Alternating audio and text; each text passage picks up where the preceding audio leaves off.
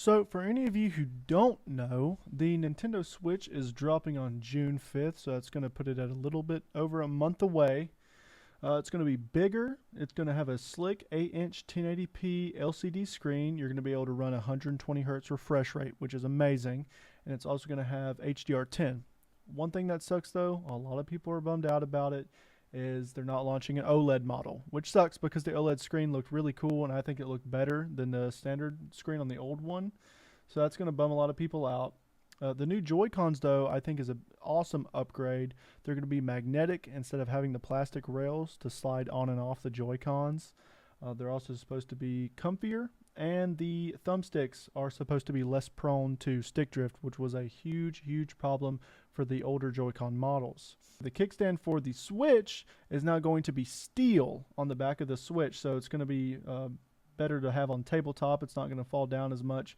The plastic one used to snap off a lot and kind of fold back in on itself. I used to have to clip it back into place, which was really annoying. So I think them making it steel was a great decision. One thing that is kind of a bummer to a lot of people is that it's releasing in kind of an all black matte color. It's going to have an NVIDIA chip though.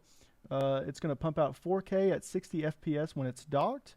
You're going to get 1080p when it's handheld, and it's going to hit 120 FPS in some games. Now, it's probably games that are less graphically inclined. That's my guess, but we'll see.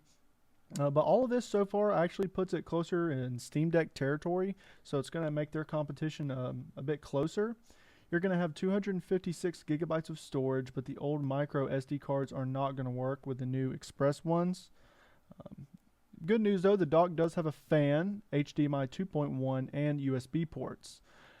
One thing that does suck a lot though is the battery life on the new model is running from about 2 to 6.5 hours of playtime when compared to the previous one's 4.5 to 9 hours of playtime. Launch games with the Nintendo Switch 2 is going to be Zelda Echoes of Wisdom, Super Mario Party Jamboree, and Metroid Prime 4 Beyond. Those are all confirmed.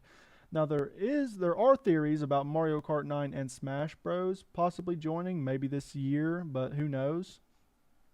Most old Switch games are going to be compatible with the new model, so that's good news. It's going to be priced at $399 on launch. Take it how you will.